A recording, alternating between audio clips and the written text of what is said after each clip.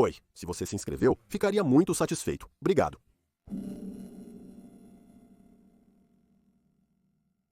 Este caso ocorre em Sheffield, Reino Unido, em 2024.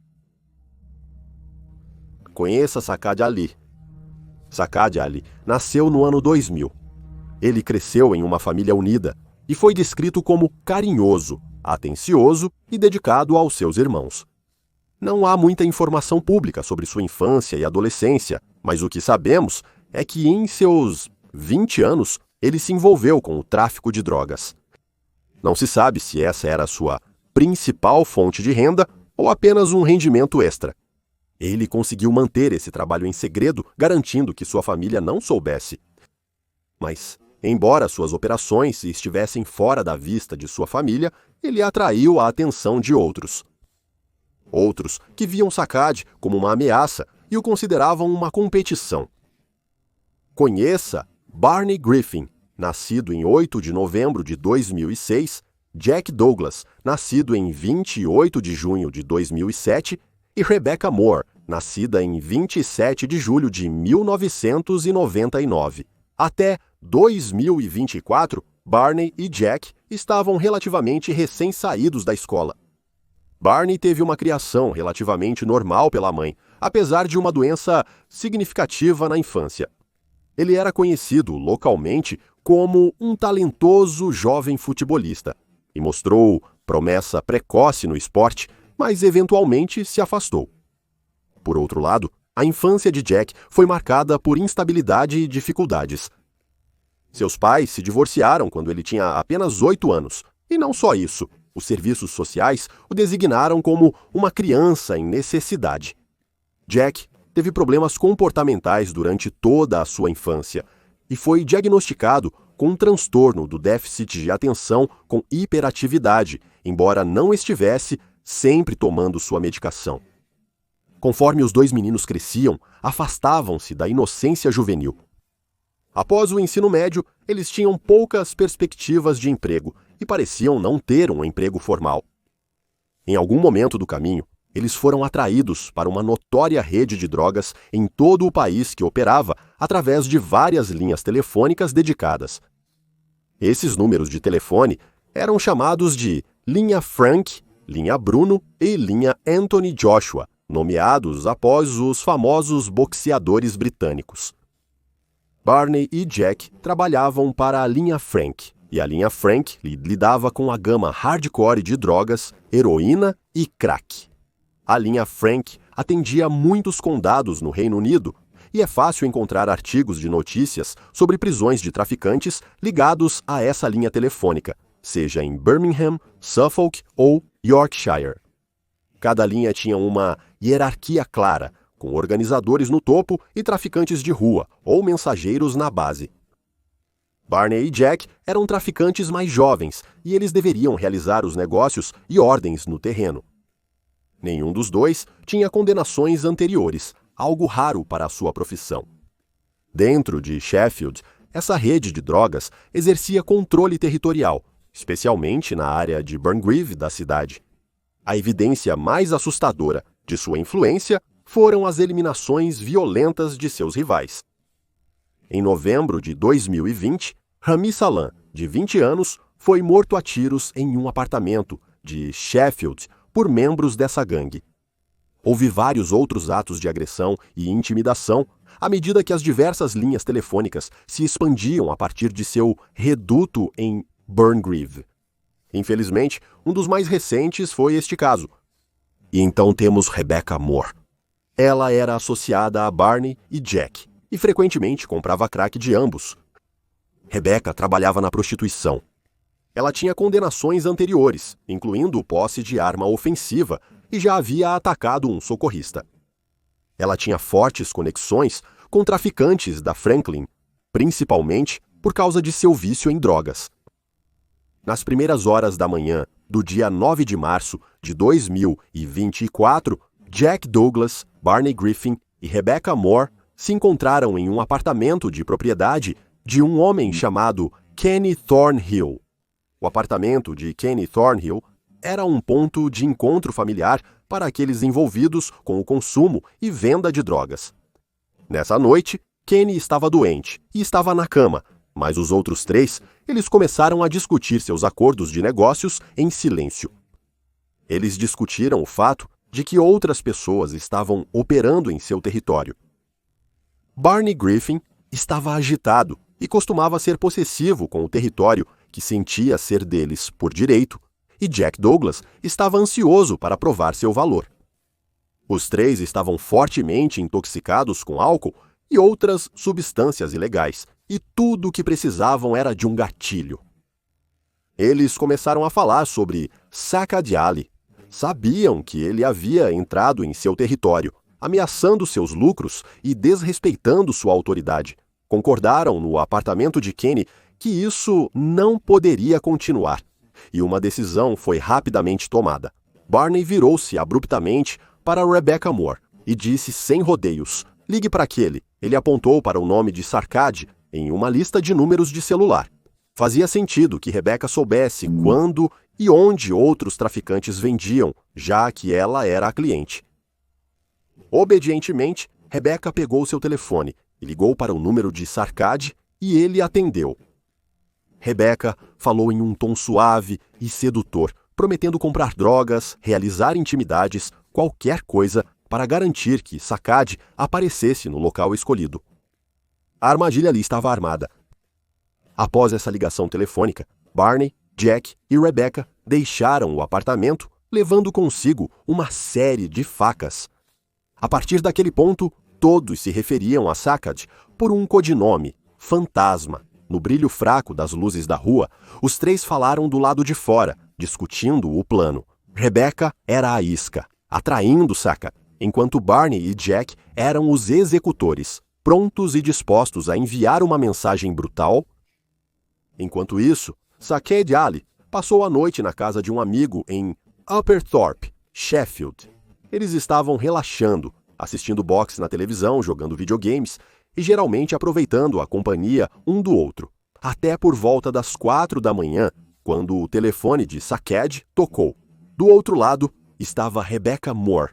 Eles haviam combinado de se encontrar no Parque Ponderosa, um local próximo. Rebecca queria comprar 0,2 gramas de crack e ela insinuou a possibilidade de sexo. Saccad achou essa oferta tentadora o suficiente para deixar o apartamento de seus amigos e se aventurar na fria e escura manhã de Sheffield. Saccad, provavelmente, se sentia relaxado e confiante ao caminhar para o local do encontro. Esse tipo de transação não teria sido incomum para ele. Ele estaria habituado a encontrar pessoas assim.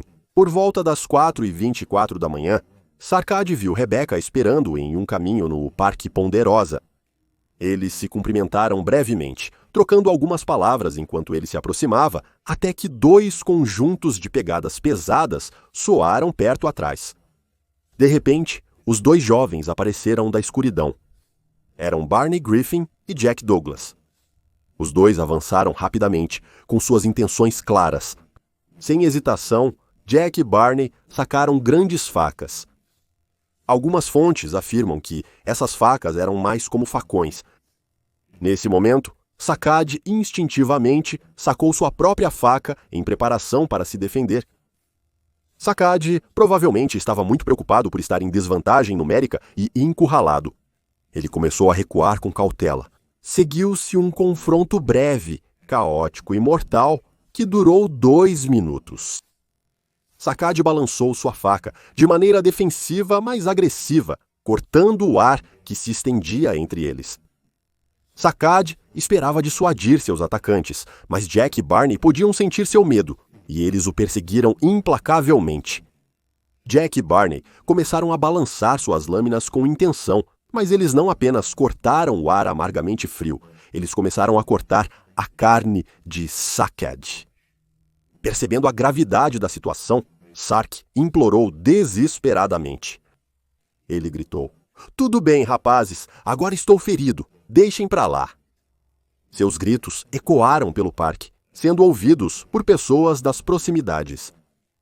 Mas seus agressores não mostraram misericórdia, e arrepiantemente, Rebecca ficou a aproximadamente 30 metros de distância. assistindo ao ataque acontecer. Os dois garotos continuaram seu ataque com agressão determinada, ignorando seus apelos e desferindo golpe após golpe com força brutal. Sarkad tentou revidar, mas suas tentativas foram inúteis. Era 2 contra 1 e ele mal conseguiu arranhar os dois agressores. No total, Sarkad sofreu 60 ferimentos de faca, incluindo vários cortes defensivos nas mãos e braços, enquanto tentava usar as mãos para agarrar as lâminas, mas o golpe final foi uma facada profunda na coxa superior, que cortou sua artéria e veia femoral. Imediatamente, sua força se esvaiu enquanto seu sangue fluía livremente, se infiltrando na terra fria e úmida. Sarkad cambaleou, lutando desesperadamente. Ele tentou recuperar o equilíbrio, mas desabou apenas alguns segundos depois, dominado pela dor e pela perda de sangue. Os atacantes viram como o seu ataque deixou Sarkad em um estado irreversível de ferimento e decidiram fugir para a escuridão, deixando-o sozinho para morrer no silêncio que se seguiu.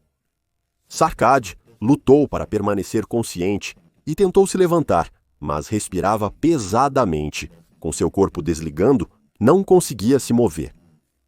Moradores próximos ouviram a confusão e logo chegaram, tentando ajudar desesperadamente. Eles chamaram os serviços de emergência, mas já era tarde demais.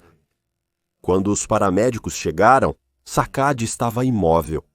Apesar de seus melhores esforços, as lesões que ele sofreu foram catastróficas e, às 5h09 da manhã, ele foi declarado morto. Pouco depois do ataque, aproximadamente às 4h26 da manhã, Jack Douglas, Barney Griffin e Rebecca Moore se reuniram brevemente e conversaram sobre o que acabara de acontecer. Os três foram vistos juntos, mas logo se dispersaram quando os serviços de emergência chegaram. Jack e Barney voltaram correndo para a casa de Kenny Thornhill, com as roupas e luvas muito manchadas de sangue. Contudo, havia outras 2 jovens no apartamento. Percebendo a urgência em remover as evidências, eles instruíram as 2 jovens a sair imediatamente do apartamento. Mas pouco sabiam Jack e Barney. Essas 2 mulheres estavam no apartamento mais cedo e ouviram toda a sua conversa, e elas se tornariam testemunhas-chave no caso mais tarde. Barney e Jack rapidamente descartaram suas roupas incriminadoras, escondendo com cuidado um ferimento pequeno que Barney sofreu na luta. Enquanto isso, Rebecca fugiu para a casa de um conhecido para buscar abrigo e ajuda financeira. O nome dela é Kelly Baker Finnegan. Ela também será outra testemunha fundamental no caso. Em estado de embriaguez, Rebecca confessou abertamente para Kelly, admitindo que ela havia atraído um homem para a sua morte. Ela descreveu vividamente ter presenciado uma confrontação violenta, referindo-se ao ataque como uma luta de espadas. Ela afirmou muito abertamente que havia organizado a emboscada para proteger o território dos Franklin.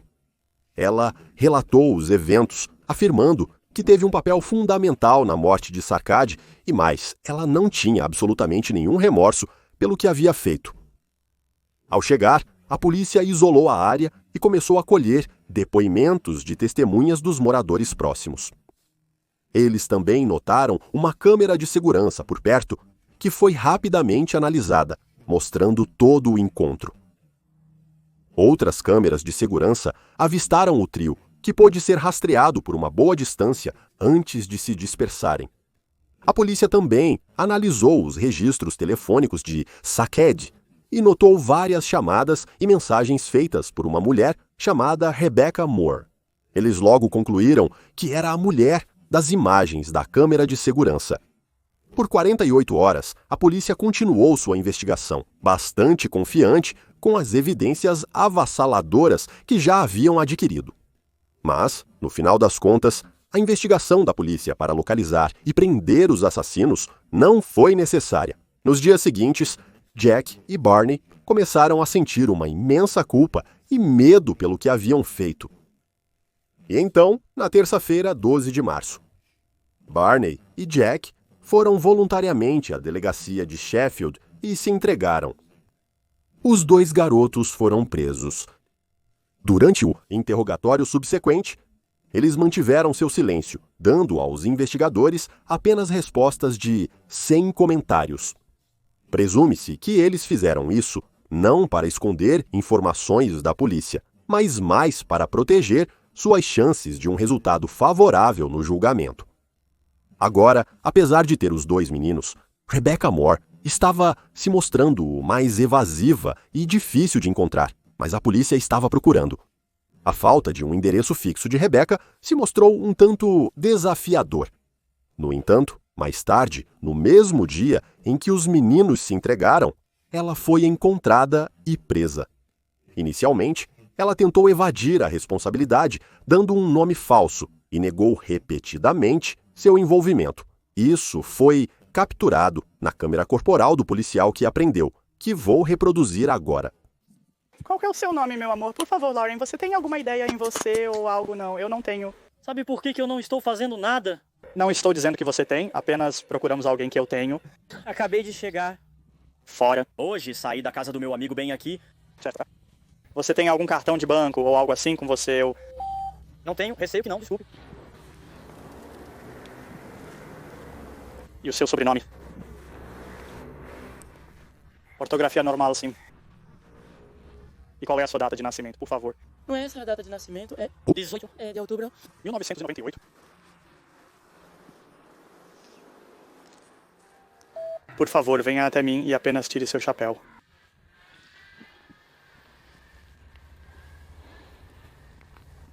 Ah, sim, seu nome é Rebecca Moore, não é? Você está certa neste momento, Rebecca? Me escute, ok. Então, neste momento, você está presa sob suspeita de assassinato, ok? Porque alegam que você esteve envolvida no assassinato de Saika Jalley, ok? Não? Não. Isso foi no dia 9 de março de 2024, ok? Então você não precisa dizer nada, mas pode prejudicar sua defesa. Não mencione quando questionado algo que mais tarde se alinhará em tribunal. Tudo que você disser poderá ser usado como prova. Entendido. A fachada de Rebecca ruiu sob mais questionamentos. Quando questionada pela polícia, ela admitiu abertamente que armou para ele, dizendo que os meninos o mataram para proteger seu território. Rebecca provavelmente acreditava que não atacar fisicamente Sackett significava que ela era inocente de assassinato. Sua ignorância foi a sua ruína. Ela compreendeu fatalmente a lei e seu papel crucial na orquestração do assassinato. E não apenas isso, enquanto estava presa preventivamente, ela admitiu abertamente aos oficiais de prisão e aos companheiros de cela que foi ela quem armou a emboscada. Ela declarou abertamente que orquestrou o ataque para proteger o território dos Franklins, descrevendo o incidente para outros na prisão com uma leveza perturbadora. Ela até se gabou de planejar fingir doença mental para evitar todas as consequências. Os oficiais da prisão para quem ela se gabou se tornaram testemunhas no julgamento. Os investigadores juntaram rapidamente as evidências, incluindo filmagens de circuito fechado de televisão, relatos de testemunhas da residência e do apartamento de Kenny naquela noite, registros telefônicos e declarações incriminatórias feitas por Rebecca. Estes estabeleceram firmemente o papel de cada indivíduo raudo no ataque. Confirmou-se que Barney e Jack portavam grandes facas destinadas especificamente para a violência relacionada ao seu comércio de drogas, enquanto Rebecca havia atraído ativamente Sackett para a sua armadilha mortal. Nos meses após o assassinato, o caso avançou rapidamente pelos tribunais até chegar ao Tribunal da Coroa de Sheffield devido à sua gravidade. Em 24 de maio de 2024, Barney e Jack se declararam culpados de assassinato e porte de facas. Eles finalmente confessaram total envolvimento no esfaqueamento fatal. Com essa confissão, os meninos evitaram um julgamento completo.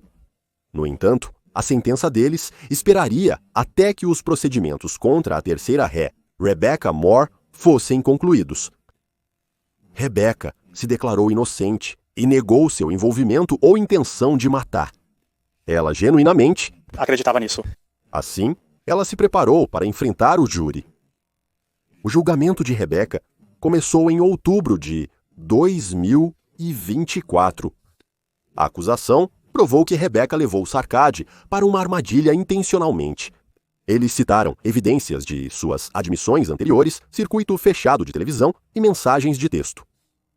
Depois que a acusação descansou, Rebecca subiu ao banco dos réus e negou firmemente envolvimento no planejamento ou incitação à violência contra Saked. Rebecca se retratou como uma viciada vulnerável presa em circunstâncias além de seu controle. Ela insistiu que Barney e Jack lhe deram o número de Saked apenas para um negócio de drogas e alegou que suas intenções naquela noite eram genuínas. Ela se descreveu como uma prostituta suja, que não queria nada além de drogas e sexo, nada sinistro. Rebecca afirmou que quando presenciou o ataque, ficou chocada e entrou em pânico. Ela disse que se escondeu nos arbustos, apavorada e desorientada antes de fugir. Ela afirmou que suas confissões à polícia foram a verdadeira armadilha e eram exageros devido ao seu estado de embriaguez. Ela também disse que nunca se gabou do ataque para o guarda da prisão ou outros detentos. Rebecca também refutou o depoimento de sua amiga, Kelly, mas as evidências contra ela eram esmagadoras. Em uma declaração final, ela disse: "Eu nunca faria algo assim com Sakad." Em novembro de 2024, Rebecca Moore foi considerada culpada por assassinato. Quando o veredito de culpa foi lido, Rebecca inicialmente não mostrou nenhuma emoção, mas, momentos depois, quando a realidade se instalou, ela explodiu em raiva e angústia, gritando do banco dos réus: "Eu nem mesmo fiz isso." Rebecca então continuou a protestar alto e chorou e insistiu repetidamente que ela era inocente. Os seguranças tiveram que intervir e a escoltaram para fora, enquanto ela continuava gritando e interrompendo os procedimentos judiciais. Durante a sentença, o juiz reconheceu que Barney e Jack eram adolescentes que podem ter sido recrutados ou corrompidos. No entanto, ele deixou claro que isso não desculpa suas ações. Barney Griffin foi condenado à prisão perpétua com um prazo mínimo de 16 anos, o que significa que ele não poderá ser libertado até pelo menos 2040. Jack Douglas foi condenado à prisão perpétua com um prazo mínimo de 15 anos. Rebecca Moore também foi condenada à prisão perpétua, mas com um prazo mínimo de 15 anos também. A família de Sakad falou sobre sua devastação e amor por ele após o seu assassinato. Sua mãe descreveu o momento em que soube de sua morte como o pior pesadelo de todo pai. Ela disse que suas vidas mudaram para sempre e que a família ficou completamente desolada com a sua perda. A família expressou gratidão a todos que tentaram ajudar Sakad naquela noite e agradeceu à polícia pelos seus esforços em levar os assassinos à justiça. O caso de Sakad é trágico, mas também fala sobre os perigos de se envolver no submundo violento do tráfico de drogas. Na sociedade atual, os líderes dessas organizações são capazes de extrema violência e os membros de baixo escalão são recompensados ao cometer atos violentos contra seus inimigos. Sarkad é uma das muitas pessoas que perderam suas vidas desta maneira terrível.